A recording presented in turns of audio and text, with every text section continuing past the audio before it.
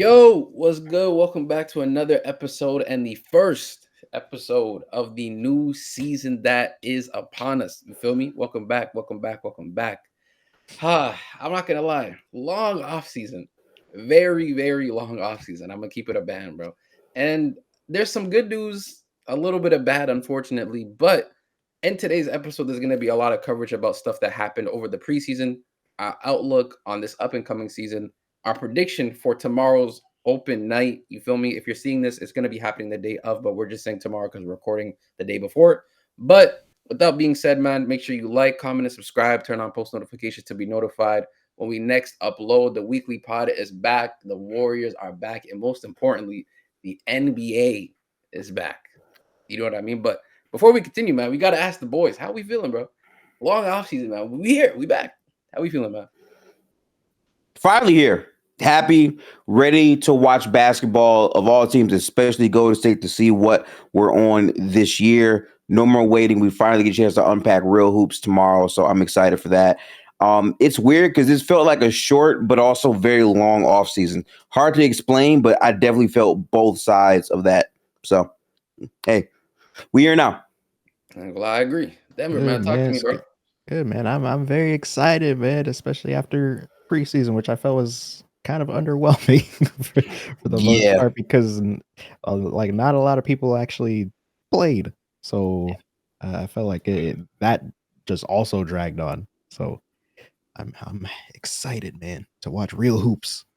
If I'm being honest, I did feel a bit, not even a bit, extremely underwhelmed during preseason.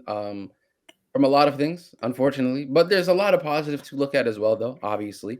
But for me, it did feel like a very short and long offseason from like May, which is not, it's the offseason for the Warriors, but not the NBA, because obviously the semi-conference finals and the conference finals and the finals are happening during that month. And then from May to like June was like not from even May to June, from like May to late July is when like the offseason for me felt the fastest. Everything was just like, it's gone. Yeah. August up until now was the longest 2 months of my life, genuinely. I don't know why every day felt like a day plus more. It was weird. I'm not gonna lie to you, but man, where do we even begin on this timeline? Because it was just like ranky from the start. We could talk about the Warriors obviously getting eliminated, unfortunately, from Minnesota. We obviously know the reason why. We don't need to get into it. Steph Curry was hurt. That's literally why we lost. If you think about anything other than why we lost, other than Steph Curry, I don't know what to tell you. You're just wrong. I'm just being completely honest with you. But heading into the offseason, the biggest question for us was the Jonathan Kuminga situation. Is he going to stay or is he going to leave? And obviously now he is staying with the Golden State Warriors, signing his contract extension of 2 years, $48 million per year with a team option literally this following summer after this season is done. So my question to you guys is, and myself obviously, is what do you even expect from Kuminga going into this season where he's secured some level of money, but there isn't a very long-term security in terms of what he wants in this league, as well as being very vital to the Warriors. So what do you expect from him this season to be able to help us contend and help himself kind of secure a long-term position for himself? I'm gonna be honest, and I might crash out a little bit with this. His agent is ass. Let's talk about this, right? The fact that we waited this long for you to just bend the knee anyway with a team option is hilarious to me. The fact that I'm pretty sure when I believe Jalen Johnson got paid, he was in a market to get something similar to that. He didn't want to do that. And it dragged out all this long. Just for this to happen anyway, feels like we wasted an entire offseason. I think other moves could have been made. I don't hate Kuminga. I'm not going to be like these weirdos who just watch every game hoping he sucks. No, like I think he's a very inconsistent young player. I think there's flaws in his game, but I also think there's genuine positivity and upside he can have. I think that he's never had a consistent role on this team, especially because they chose to play Anthony fucking Lamb over him and other players at times. And it's hard to really develop, especially in the Warriors overall system. This is not like your regular basketball team. There's high-end things that you have to try to pick up on. And also, he kind of does have an IQ issue with certain things, right? But all that being said, with all these things being put to rest, I think he has a great chance to have success this year. Also, there's a lot of financial incentive riding on it. Only thing that I don't like is that Kerr doesn't fuck with him. Kerr has really never liked Jonathan Kuminga, and I'm sorry.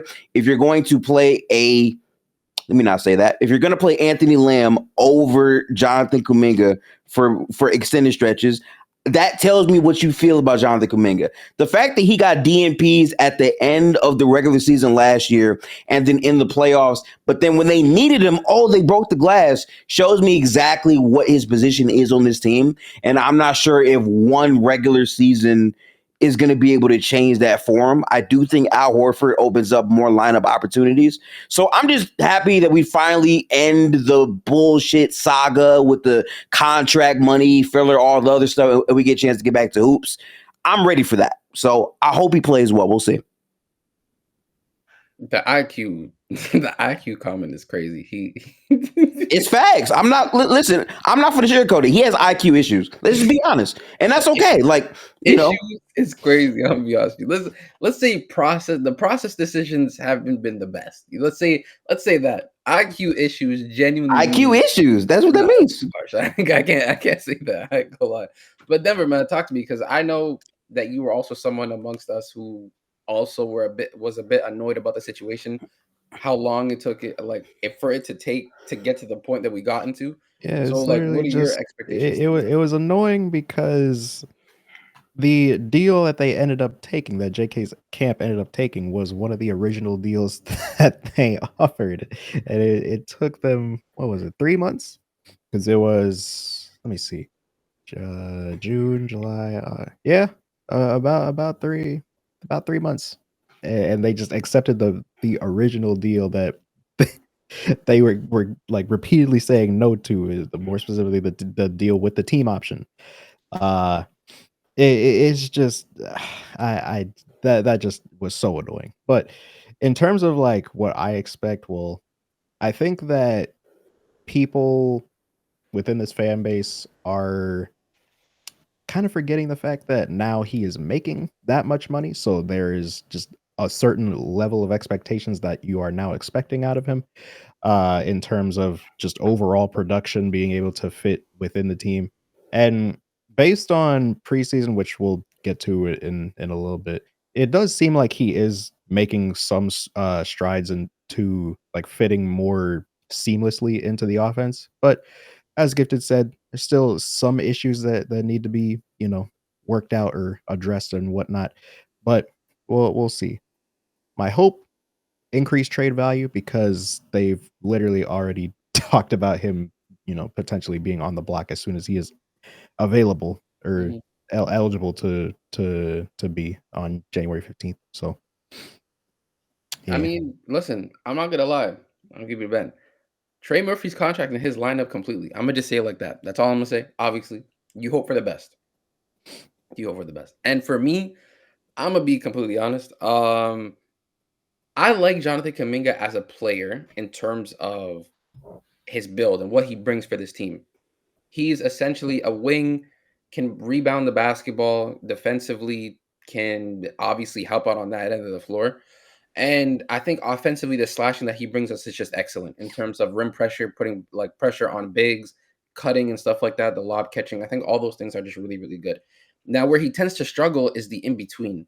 Like the catch and shoot threes to me are like whatever. He can make those on like an average clip, I think, or it's just slightly below. He's whatever at that. I think in terms of his in-between game, the mid-range stuff, like the pick and roll, being able to have a counter, that's where his biggest issue is. In terms of him being like just a raw player, I think he's a very talented young player, but it gets to a certain point when you have so many years on you and you can't just still be this raw young prospect. Because there's a reason why these peers of yours are getting the money that you desire, is because they've shown a level of progression each year to be a player that can step up. And you've shown to some degree some of those levels, but you haven't shown it to the level of a Jalen Johnson, of some of your other peers that have been able to get paid, like Shaden Sharp, for example, who recently got paid, or even like a Christian Braun, to that example, who just got paid recently, $25 million a year for 5 years, right? Keegan Murray. So like those type of players have shown and proven that they can be relied upon in serious situations for long stretches of time. And for him, I just don't think he's shown to the level, like specifically to that level from those other guys. Now, in terms of this season and what we've seen from what do we expect, I do think you guys are right in terms of like the passing and playmaking and just making the smarter basketball decision. He's clearly made that leap in terms of, okay, let me make the right pass. Let me make an extra pass here on a fast break. Instead of me looking off Steph, let me find him.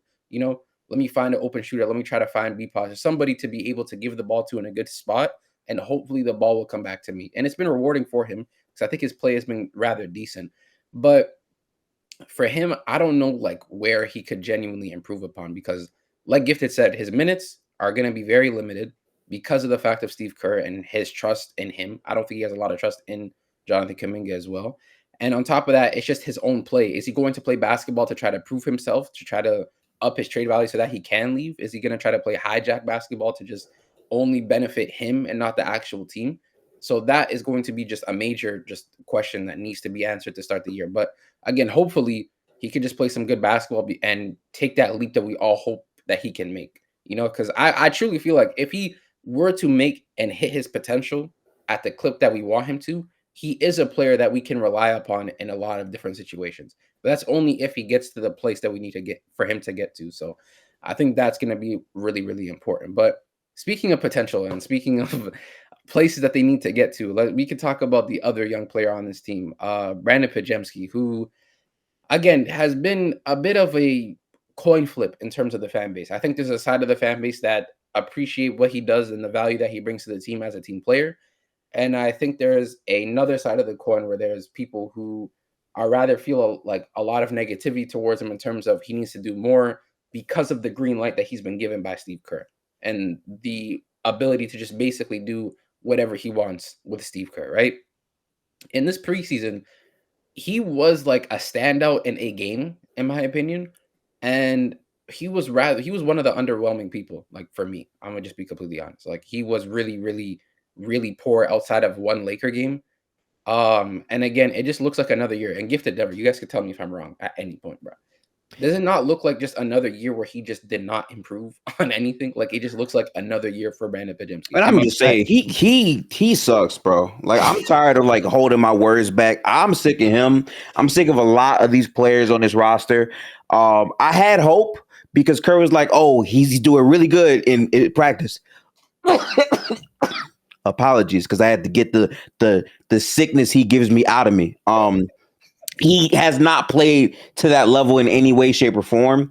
He can't blow by his guy when he gets him in the post. He does that weak ass shot still that doesn't fall. But damn, I cannot. Hang on, let me mute up real quick. I gotta be honest. I guess what makes me mad is the idea that this same guy is talking about someone's got to get the torch after they're gone. When you're the same guy in a playoff game that played 41 minutes and gave me 10 points. Like at a certain point, we just got to keep it real. And I think I'm less mad at BPodz and more mad at what they tried to put on him because he's just not that type of player. I think that's pretty self-evident. But I will say this, young players grow at different rates, right? Some people really blossom late. Prime example, RJ Barrett took a long time to figure out how to be okay. And he's still not that great. But he reached a certain point. So I'm hoping that BPodz can at least get himself there. Hey, man. This is actually a perfect segue. So there was an article recently that came out not too long ago that was obviously spoken about with Brandon Pajemski. And he basically said that he wants Steph Curry and Draymond Green to pass the franchise down to him after they retire. And the quote, I'm going to read this quote as follows. So please just bear with me. Boy. When they leave this thing, they got to leave it with somebody. First of all, they got to leave it with somebody, right? How can I have their trust? And they could go to owner Joe Lacob, of course, and general manager Mike Dunleavy and be like, hey, we want to leave it with him. He's going to continue what we're leaving. So I think about that all the time. And I set myself up in that position to have that. And there's a lot of other things than just skill you need to be in that position. Now, unfortunately, Brandon Pajemski, in my opinion, you don't have the skill set or the minerals to attain such position when Steph Curry and Draymond Green leave. Reason being is because the games at which you can have when you're playing with Steph Curry and Draymond Green. The fact that I can't rely upon you to score 12 points a game with Steph Curry and Draymond Green is a bit concerning. The fact that you're a 6'4" point guard who can handle the basketball, I will say that, and is a pretty good passer in the pick and roll, but can't blow by not a singular NBA level basketball player is a bit concerning at the guard position. The fact that you are still afraid to shoot a semi-contested three and someone even closing out on you is also a bit concerning as well. And the fact that you can't eat off of the Steph Curry and Draymond Green led offense, even with Jimmy Butler on the floor, you still have yet to really be able to eat off of that. I've watched Kuminga eat off of that, simply just off the cuts. Brandon Pajemski, you can't eat off of that. I think I've already asked this question. What is BPodz like career high in the NBA? Genuinely. I think 27. So you haven't had a 30-point game yet, and you want us to give you the franchise? Bro, come on. Oh, no, it's 29. My bad. So, yeah, it's you still haven't 27 had in the playoffs. His career highs in the playoffs, he said? No, it was 27 in the playoffs in that Houston series. But yeah, he had a game. I will give him 29 just overall. Game 4. I want to be clear. Like I understand what BPodz did in the second half after he came back. No one is ignoring that stretch. What I'm speaking to is who he's been for the entire sample size, not the part. And I'm sorry, but in the playoffs overall, he was pretty underwhelming. If you look at the efficiency numbers for BPodz, it's in the mud. And I'm sorry, like Buddy Hield for the most part was better than BPodz in the playoffs, and that's really saying something because y'all know how I felt about signing Buddy Hield. So I don't know, man. I think there's hope for him. Maybe I agree with you. I think the highs of BPodz are good, and this is coming from somebody who, when we drafted BPodz, I was really adamant on him being a player that we could really use. We needed a guard that can shoot the basketball, can handle the ball in the pick and roll, can lead an offense for a few minutes while Steph Curry rests. My problem with him is his inconsistency at doing such, right? I'm not saying for all 82 plus postseason, you need to be 20 a game efficient, because no one does that for all 82. Everyone's obviously going to have a bad spell, and I'll be fair in that point. But it's the tendencies and the consistency for me that just lack. Like on a night-to-night basis, I cannot rely upon you to do just the little things. Like that's just something for me that's a bit concerning. And going into this preseason, even though you had some moments, or not even some, you had legitimately a moment, which was an excellent moment against Houston, but we played Minnesota the following series for 5 games.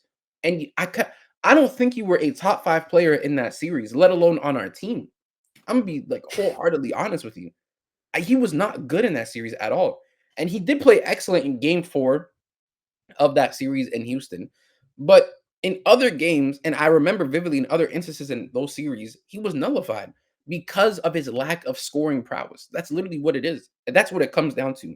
Both Kuminga and BPodz suffer from the same thing. Their scoring consistencies are really bad. They both are talented players. They both bring things to me that are well needed for this team. Kuminga, he brings the defense that can potentially be there, of course.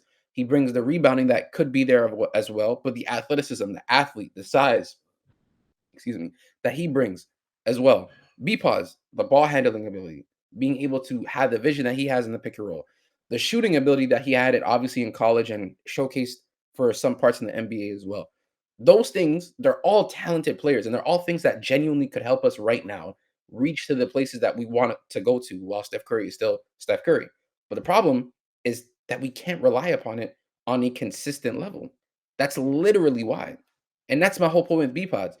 Even in this preseason, he's been extremely underwhelming. The Laker game was excellent.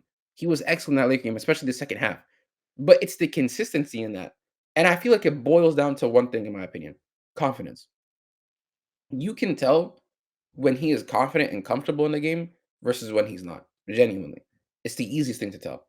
When he's shooting the ball comfortably, even when he's missing, when he's shooting the ball comfortably, he's taking his shots comfortably, he knows what spots he wants to get to. You can tell there's a certain rhythm and flow that he's playing with, and he doesn't feel bothered.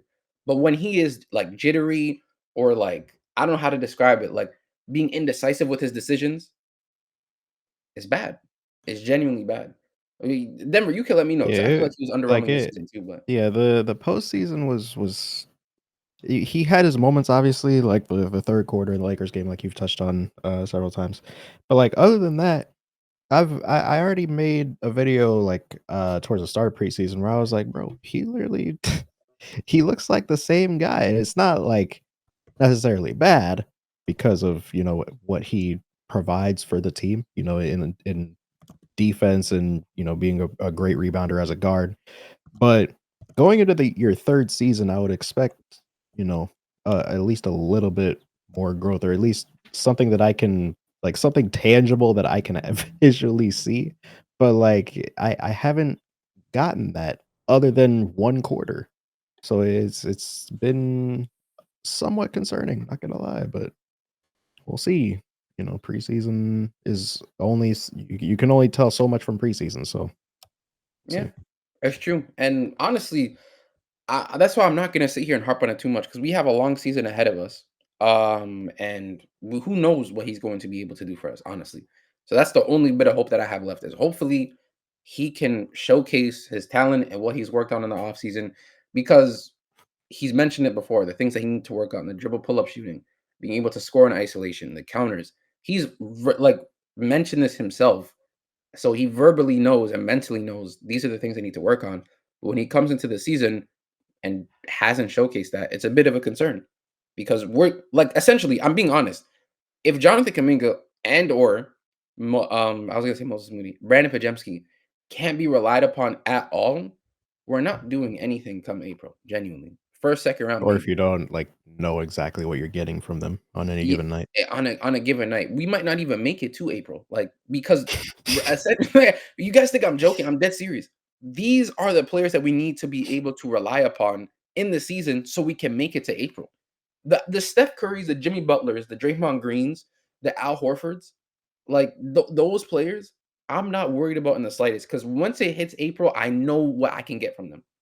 I don't have to question it. Each and every single one of those players has showcased to you time in and time out. When it gets serious, you can rely upon me. You know what I mean?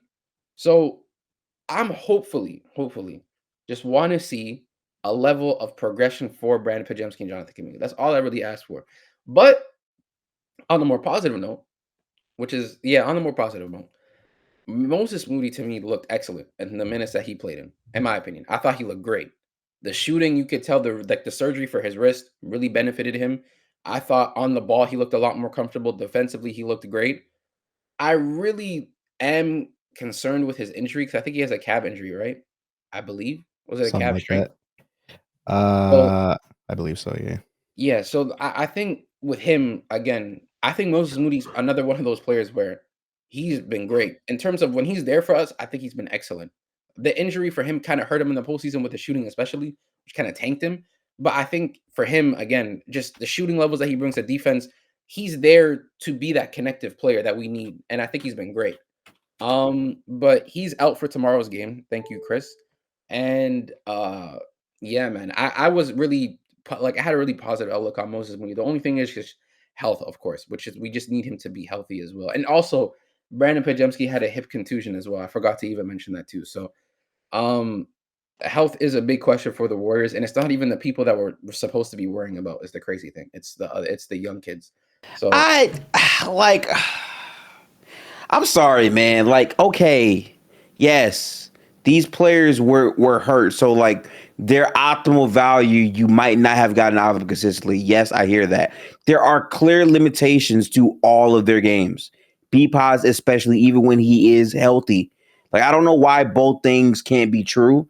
Um, it's not that we're trying to root against them. We're acknowledging the flaws in their game and more importantly, the timeline this Golden State team is on. I'm sorry. They would much rather kick it to a player like Norman Powell than BPodz.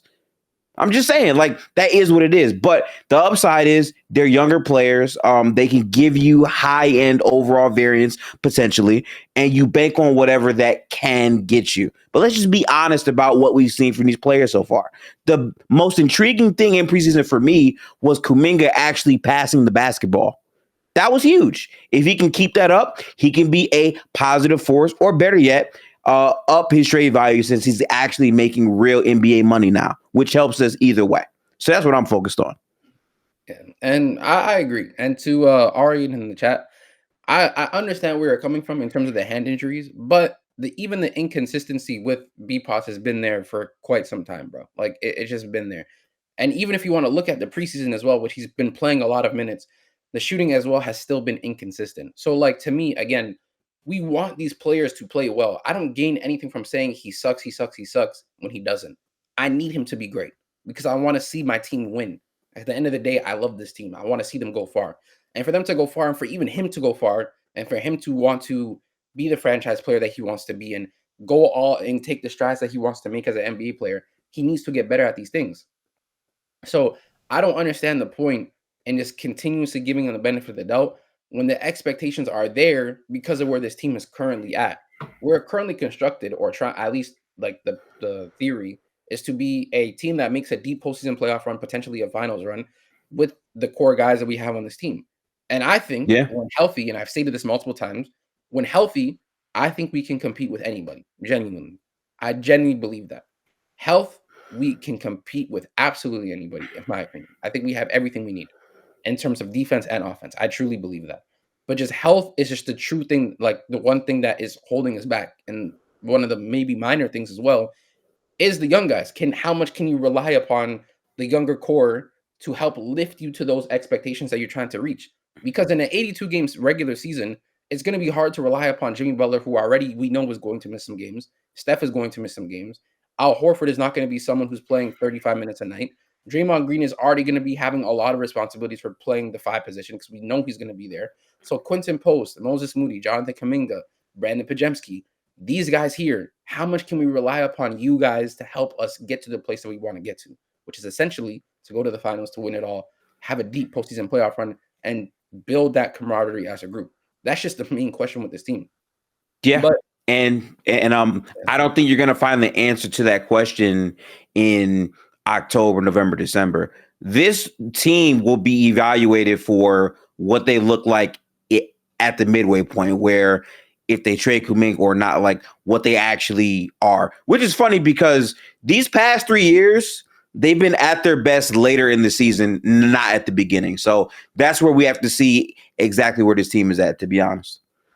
Yeah, I 100% agree. But to move on from the young guys, you feel me, who participated obviously in the preseason, let's talk about our core, obviously, because this is what, if anything is important in terms of what we're trying to do, it's the guys that are going to be playing heavy minutes when we see them, obviously. Steph Curry, Jimmy Butler, Draymond Green, Al Horford, you get it.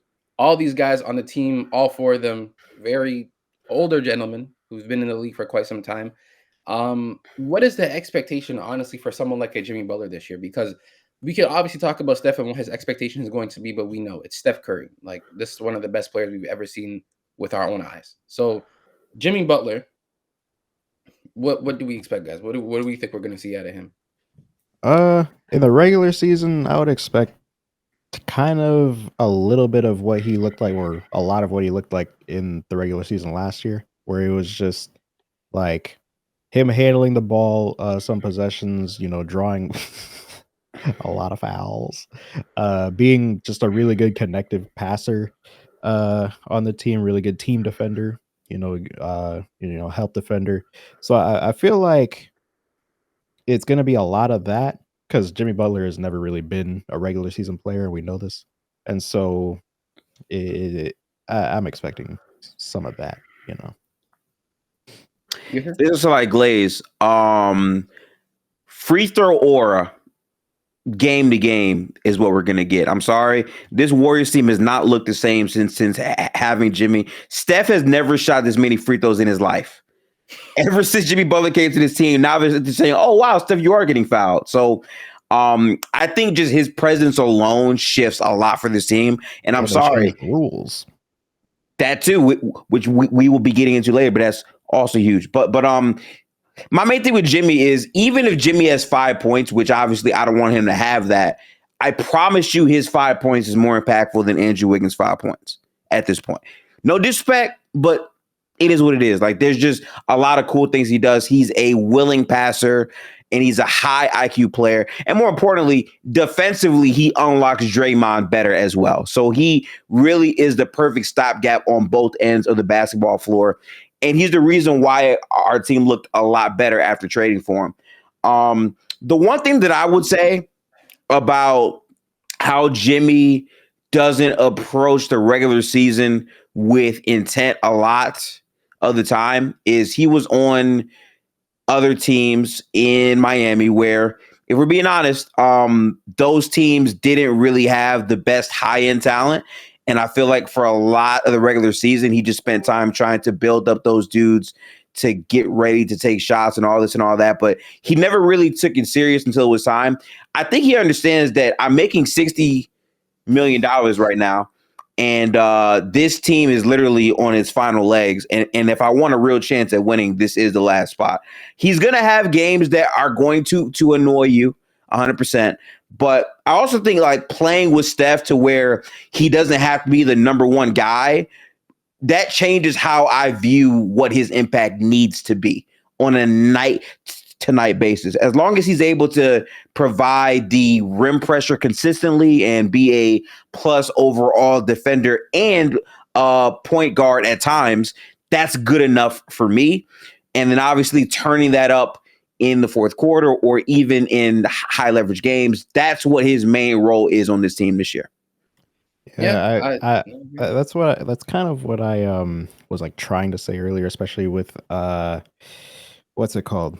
The fact that like this dude could have like 6 points, but the defense is still treating him like he has 30. Like it was just insane to see. Like and it was really just the night and day difference between having somebody like Jimmy Butler, who is very capable as an offensive player, and someone like Andrew Wiggins. And then again, that's not a shot to Andrew Wiggins. It's just they're different players. They do different things. And so you have to guard them differently. And I also think that now having a full offseason to really get acclimated to the team is huge. Because Draymond said that like after the trade deadline or after that Jimmy Butler trade, they were really just plugging him in and just doing what works. And they went 23-7 to end the season. And so like now we're about to see them with a full off season of actually, trying to fully like integrate him into the team. And so it should be very, very interesting, I feel like. I just like having him in this spot, I would say Denver, because I think one of the most early games, like he knew how to beat a zone. And it's like, my God, man, we have someone not named Steph Curry that understands what to do, who can get to the middle of the zone or just draw fouls to get us. Like, he improves the variance of this team, which matters so much, because beforehand it's like, all right, if we don't shoot well, GG's, right? But like, it feels like we have different ways to win with him on the floor. Yeah, I agree. I think with Jimmy, my expectation from him is a bit weird because I feel like I kind of know what to expect. Regular season is going to be a little bit of a weird one because usually Jimmy just doesn't take regular season serious, unfortunately. But I feel like he has to understand the level of security that we need in this Western Conference because his entire career has been essentially in the East, Chicago, Miami. The level of funds that he is currently which is also being wired. But I feel like more so the seriousness of the West, because there's a lot of teams that we can name from top to bottom that we believe are playoff teams that can get to 1 through 8, right? And obviously we're trying to be one of those teams, and not only one of those teams, be a team that can go really far or have essentially championship aspirations, right? And for Jimmy, I feel like for him, this is a season where he's like, okay, I may not be playing 80 out of 82, right? I may not even be playing 70 out of 82. But for the games I do provide, I need to be playing at a high level every single night, because essentially every game for this Warriors team matters. And for the unction, you know what I'm saying, the old guys, they need to be on basically their top level for most of every night in the NBA, essentially, because we're going to be relying upon them to be able to make it as far as we can. Not only just the young guys, but essentially them as well. So for Jimmy, I think it's really has to be like a point from Steve Kerr, from our general manager, from the owners, from even teammates, we have to and we need you to be the team that we need to be in the regular season so we can get a good spot in the playoffs. Because to be honest with you, I'm gonna be 100% honest. I don't remember the last time we actually like hosted a playoff team. It's been a while, bro. I think the last time we did It for has like been a while, multiple yeah. rounds was like It 2022 was when we won yeah, the it title. was it was the finals. So like 23, we obviously played the Kings and we were the 6th seed at the time, and then we played the Lakers, who were also a higher seed than us, I believe. So no, was Actually, no, that it was that series. We hosted the Lakers oh no, we did host the Lakers. You're right, because they were 7. 23. Point still stands though. It still feels like it's been like in terms of like a deep postseason run and hosting most of the time, which we've been doing for a lot of our postseason time as Warrior, like as Golden State Warriors, obviously. We just haven't been doing that of recent time. But that remains the main point. I think Jimmy, the main point for him is we need you to be relied upon at least for a per game basis. And when you're on the floor, please provide some level of scoring, because I know we're going to have those games where Jimmy has 10 points and we feel like he just not taking any shots at all. I'm already knowing. I'm mentally preparing myself for that. And the crazy part is I'm going to say this now.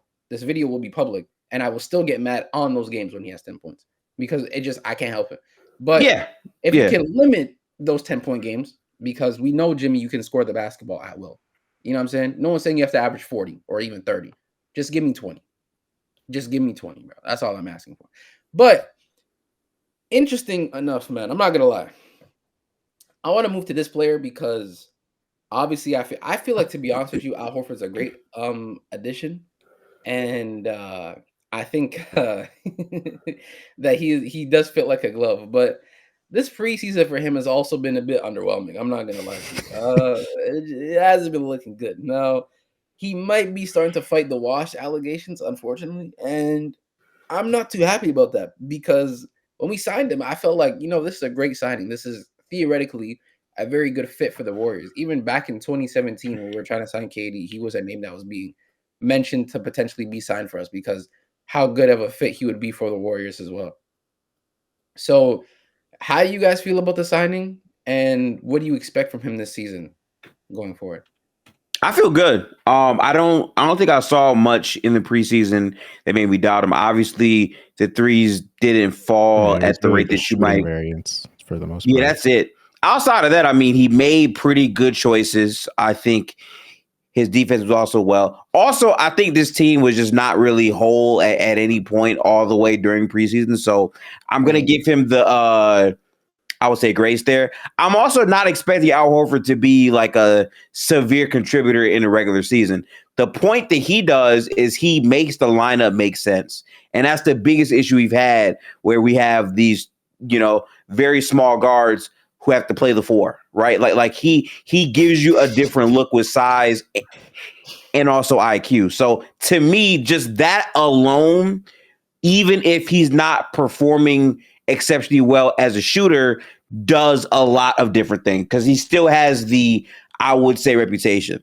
And all I know is I'm taking his minutes over Looney. I'm taking his minutes over Trace Jackson Davis.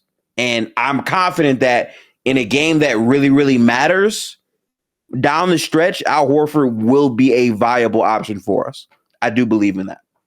It will be an option. Viable. We'll see. I will see. One thing I will say, it definitely is a step up, considering the fact that I don't think there was really that noticeable of a drop off between someone like Kevon Looney's screening and Al Horford. Al Horford was setting some great screens in he was playing. And on top of that, he's a great passer and he can shoot. Mm-hmm. So I mean, go. I'm sorry, Denver. Let me get to this now. The only issue is that obviously you don't really know how many minutes he's going to play. I think, to be honest, it's probably going to be from 22 on the very low end if it's a good night to like 28. Yeah. I don't see him playing a lot of minutes. To be honest with you, I don't see him playing a lot of games. I mean, I'm being 100%, 100% honest. For me, I think with Al, again, the preseason was a bit underwhelming offensively. I thought defensively his rim protection was excellent. I also do think the line of flexibility that he does bring is like really, really nice. Like for me, when we get the night where Quentin and Al get to play together and they're both hitting their threes, my God, the amount of fun we're about to see offensively. Like when I think of like a Steph Curry, Moses Moody, Kuminga, Al, and Quinton lineup, that just sounds like such a fun lineup to me. Like you got or even not even Kuminga, if you want to throw in Jimmy as well. But like I would assume that's like a bench lineup if Quinton's on the floor at the 5, right? So I think that lineup would be really, really nice. Again, Al and Draymond 4 or 5 position together. That's really nice as well. But again, it goes back to the main question. How long can they sustain a high level of play in the regular season? That's just for me the main concern, because I know they all still have it, but the question is just for how long do they have it for me at least. And I think Al for me is one of my least worries, but I just want to wait and see, of course, what he will be for us essentially moving forward. Now, I'm not gonna what lie. he wants to be for us. I might sound like a victim here, KB, but it's like, I promise you, the one play that stands out for me, there's a play where Al Horford caught the ball off of a broken play, and he didn't pump fake 13 million times. He laid the ball up and made the shot. Yeah. That, like, he can make layups. If my big man can make, like, that's how low the bar is in hell for us. If the big man can make layups, I'm rocking with it. Mm-hmm. Truly, man. I'm not gonna lie. Now I'm gonna touch on this subject really quickly because I seen Gifted talk about it, which is pretty funny. And I want to talk about it because we're Warriors fans at the end of the day. And what are we without the Steph Curry as a Golden State Warrior fan base? You know what I'm saying? Change our fan base, change the organization. Honestly, put money in essentially every nigga's pocket in that building. Change the world. Yeah, basically changed my life, honestly. To be honest. But anyways, Steph Curry, man, I think the conversations around him, at least amongst our peers, have been a bit funny. I know Gifted said he has him as MVP for this season. Is that true? You said something like that, did you not? I believe that his impact will still rank amongst the top of the league, and those guys are MVP caliber players. He might not have the gaudy stats to indicate that he is, but when he's on the floor, specifically with these lineups that make more sense, he's going to have many moments that bring that level of impact on the floor. So I 100% believe that. You're doing a lot of like, is it a yes or I don't have him as my MVP. Shea this year is my MVP for the regular season, but I don't care too much about that.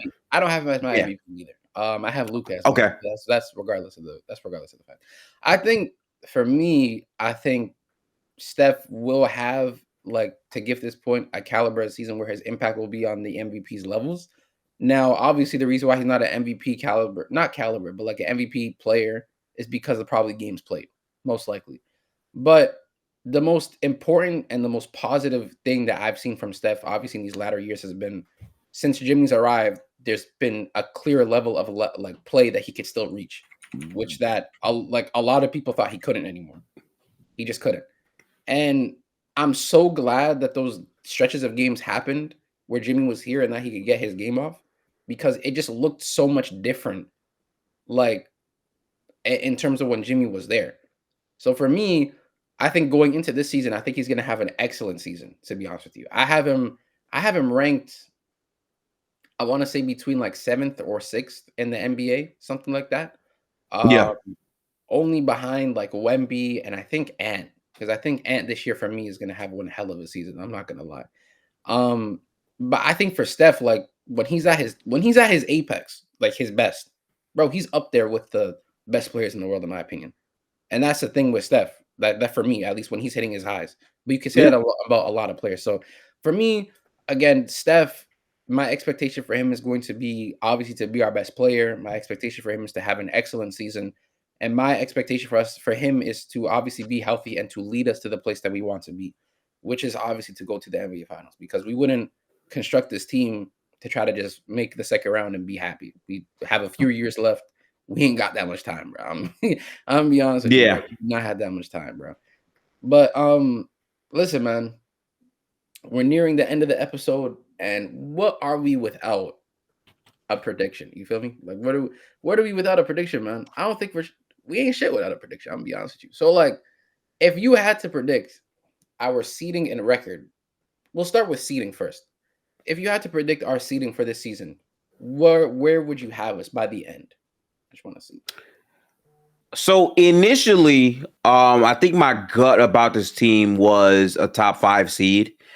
The more that I have seen from this team in the preseason, and also just like the idea of what the Western Conference is, I think the variance of the injuries is going to matter. Specifically, how many games Steph, Draymond, and Jimmy play together as a 3.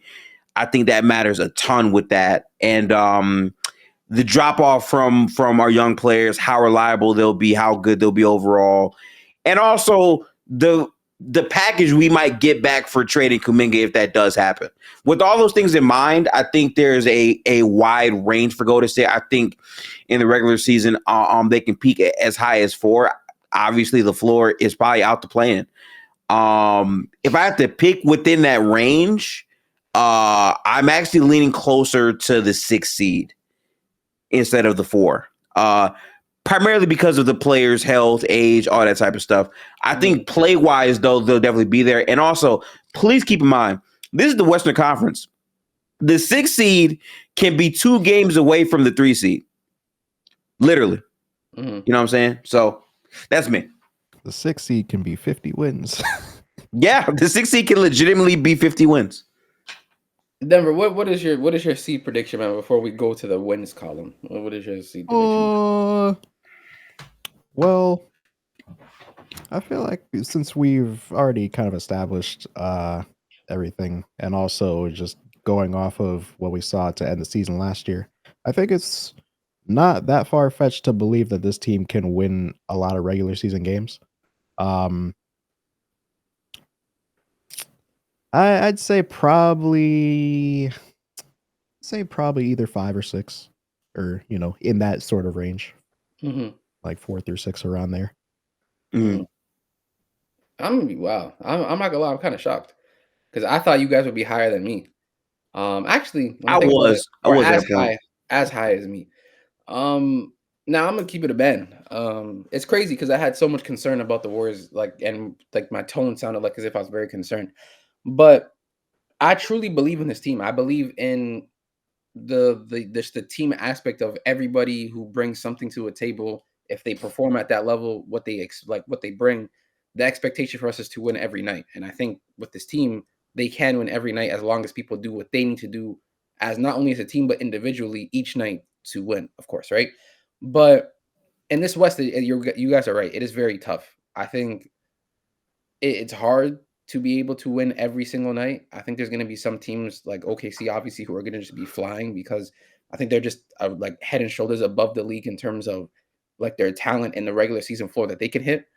But for the Warriors, I truly believe outside of OKC and Denver and maybe Houston because of their defensive floor, and they'll just be in any game because they can rely on their defense. I think the Warriors high can be like as high as 4 or a top 4 finish. Genuinely, it could be higher than that. Like I thought about it, KB, and it's like if this team replicates anything from the second half of last year, where they were the best defense in the league, if that happens again, I'm just saying, like, and I'm be honest with you, this is gonna sound like crazy copium, but I remember the year that we won the championship going into the following season that ESPN predicted us to be like 8 with like a scarily similar record to what we were at 6 in that season. Yep. Now going into this season, they have us at 63 wins, which is wow. If they are anything close to right in terms of what they did in 23, and we ended up being like 3 this year, bro, lock me in. But nah, truly, right. I have us at 4. I think OKC is better than us. I think Denver will be better than us in regular season. I think actually my hot take is Houston. I've been very high on this team because of the fact that their sheer size and defensive prowess, and just adding KD to your team, man, that's just ridiculous. I'm gonna be honest with you. So like Houston will be up there for me, and I think for the rest, it's like for the rest of the West, I think it's a toss-up, bro. Like you have Minnesota, who's very good. Obviously, you have the Warriors, who are very good. The Clippers, who are very good. The Lakers, who are good but are dealing with injuries, of course. You have, I'd even mention the Dallases of the world, who their highs can be really, really high, right? I think, again, for me, I got Warriors at 4, man. I think they could truly do something special this year. I don't hate that. You said what? I don't hate that. I don't hate that at all. Yeah, I truly believe like if the Warriors just remain to stay healthy, that they could really cause some damage because talent level, they're one of the most talented teams to me in the NBA. That's just my opinion. Maybe a lot of bias. Who knows? Who cares? That's just me. Now for the wins, the Warriors season prediction wins, bro.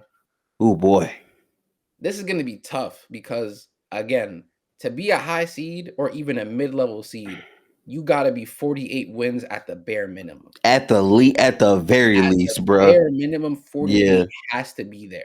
You just have to win 48 games. That's just a standard.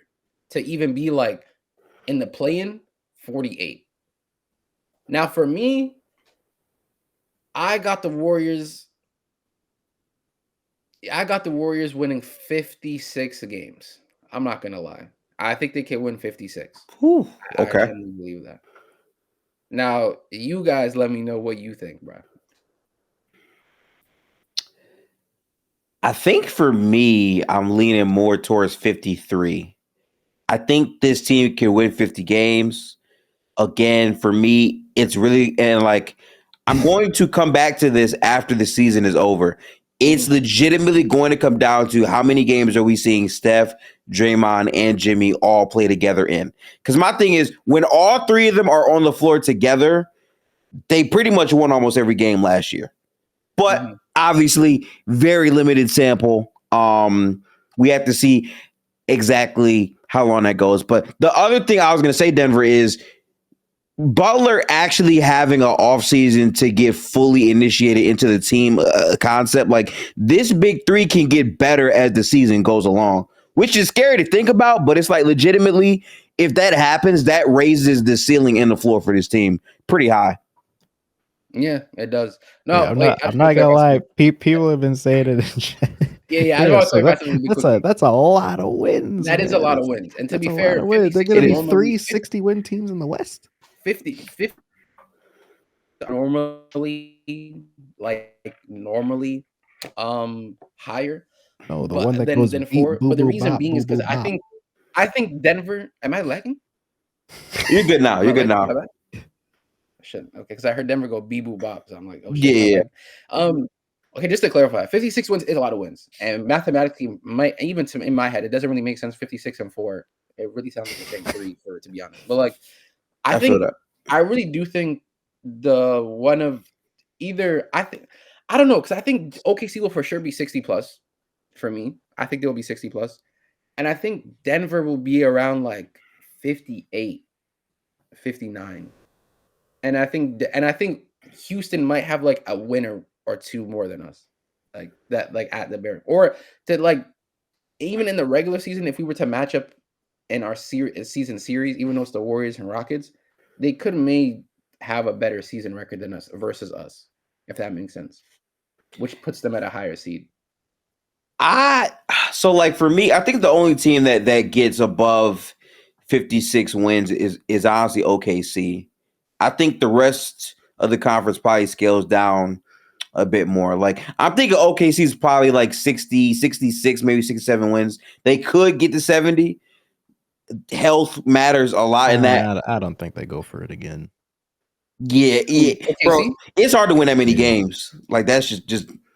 You know what? Honestly, after giving it some thought and thinking about it, I think 56 is a bit high. I'm not gonna lie, because my seeding, I still do feel like Houston is gonna be a bit better than us because I think they just have a better floor than us, honestly. So I will not say 56. What I will say is 54. I think 54 is very good.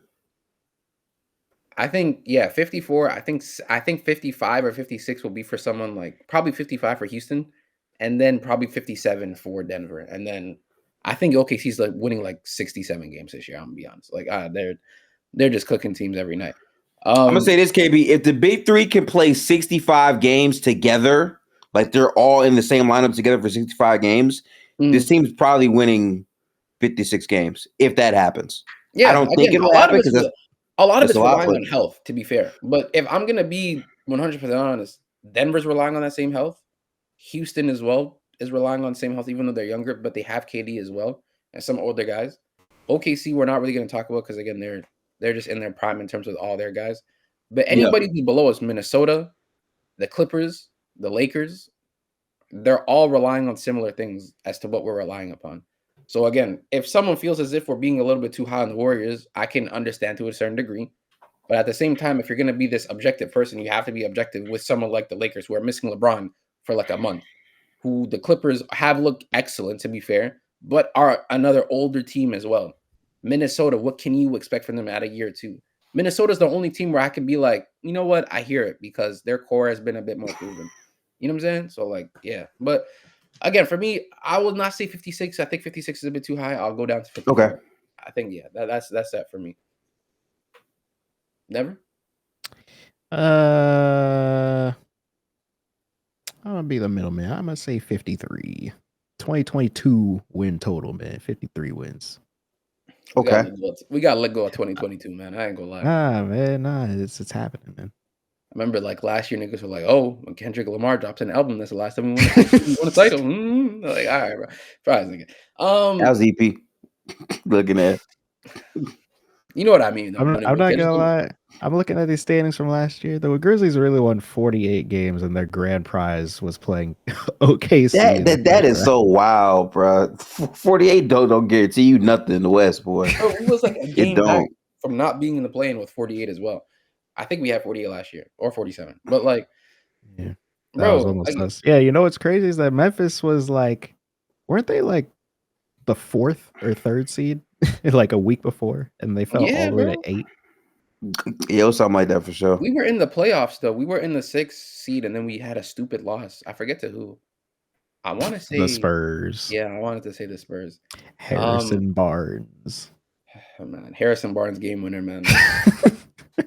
That Harrison Barnes game winner really costed Steph Curry injury, bro. Fuck that nigga, man. Anyways, let's go with you know what? Since we got the predictions out the way, let's do our outlook, man. We're not outlook, sorry. Let's do our prediction for the opening night. Yeah, man. 3 games. Lakers, Nuggets, and Blazers. Yeah, I think we finished this. I'm not gonna lie. I think we finished 2-1. That's me. I think lose to Denver, beat the Lakers and Blazers. We lose our season opener. I think we beat the Lakers on the road, which, you know, it's funny. The last time we did that on the road as a season opener was, in fact, the won a title. which is pretty funny. And then I think we can honestly, if I'm being hella optimistic, I think I could just say 3-0, but I just don't see it. Because I think I don't know if Jimmy and Kuminga are gonna be available for the Laker opening night. Genuinely, I have no idea right now. But I think again, we beat the Lakers opening night tomorrow. We lose to Denver and we beat Portland. But honestly, though, if I'm being completely honest, my only guarantee is, or the one I feel most confident about beating, is the Lakers, which I'll look very funny if we end up losing. But Denver and Portland could be a coin toss. We could end up beating Denver in like a crazy fashion. Niggas just going crazy, right? And we could end up just losing to Portland. One thing I will say, back to back. Our games against Portland in the preseason were a little bit concerning just because of the length that Portland has. Mm-hmm. They were getting a lot of offensive rebounds, especially Donovan Clingan. So I feel like that is going to be free throws, something to keep in mind. They were also shooting the piss out the basketball, to be fair. But they were, yeah. Well, we'll see. But for me, I think I got 2-1.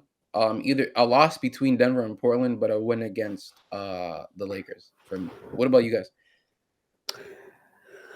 I got to be honest. I'm actually leaning 3-0. I like that we have an early back-to-back, and I might be tripping, but I kind of feel like because we have such an early back-to-back, they might actually play through this individual back-to-back. If this was 10 games in, probably not, but it's so early, they're not going to have that many miles on their body. So like, I wouldn't be surprised if they just allowed them in the first 3 games, I think, to do that. So that's my thought process. Portland on the back-to-back is going to be tough.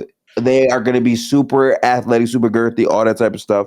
But ironically, we just found ways to get back in the game routinely versus them. I think they are a younger team that doesn't exactly know what they want to get to offensively all the time. They are going to be tough though, but I like a 3-0 start, to be honest. The Lakers, I love Luka. I think he's going to have a fantastic season. DeAndre Ayton put the fries in the bag, although he might have 30 against us. Wouldn't be surprised. But I genuinely feel like we can like make it through that game. I do believe so that, especially because of like Austin Reeves and Luka out. Yeah. I think that's a game we can win. What scares me, Gifted, is not even Luka, because I think Luka will be Luka. Gabe Vincent has been looking fantastic. Nah, Gabe Vincent was killer all preseason. So like, I hear you. Into this game with any level of how he looked in the preseason, my God, are we in for a long night, bro? I'm gonna be honest. You're right about that for sure. That nigga was lacing threes this entire preseason, bro. But Denver Maverick, take us home, bro. What do you have us this final week, bro? I too have us as 2-1, but my loss prediction is Portland and not Denver. I'm not mad at that, honestly. Okay. Yeah. Honestly, I hear you. Yeah. I hear you, man. Honestly, I got distracted because man, that shit is crazy. Now, what distracted me? That's your computer. It's for sure, GG's. What distracted me was J2 Smooth saying 2 a.m. watching pod ISOs in the fourth. Fuck out of here. That shit had me dying, bro. I ain't gonna lie. Yeah, chat. I'm gonna let y'all know right now, man. Anytime we have a game and it starts at 11 p.m. Eastern Standard Time, I'm not going to stream that day. I'm just going to go to sleep as soon as I get home. I'm gonna wake up and try. I believe we had 3 of those this season. We have this one against the Clippers. We have one against OKC. Yeah, here. And then God damn, wait. They start OKC people are gonna watch their team start the game at 10. Oh wow. Holy shit. I ain't gonna lie. This is the only this you know what's crazy? This is the one time Denver can flex on us that his time zone is elite now. One time. Wait a minute, Denver, real quick. Go back up. I know I didn't see that time right. Oh, that shit said 10 a.m. Okay. AM. Cool. Because I was like, brother, just no 10 way. 10 p.m. Pacific. Are you out of here? Oh boy. Nigga thought it was a 1 a.m. game. Bro, I'm telling you. Listen, man, that's gonna wrap it up for today's pod, though, bro. It was a very fun one. I will say, but nah, man, make sure y'all like, comment, and subscribe, man. Turn on post media. Fries. I'm sorry. I said post media. My bad. Turn on post notifications to be notified when we next upload, man. And hopefully this is a good season to us. Hopefully we can come back to this pod the next week and be happy that we had a good week and we got our predictions right. And yeah, man. The NBA season's back. Until next time. Peace. Salute to y'all, man.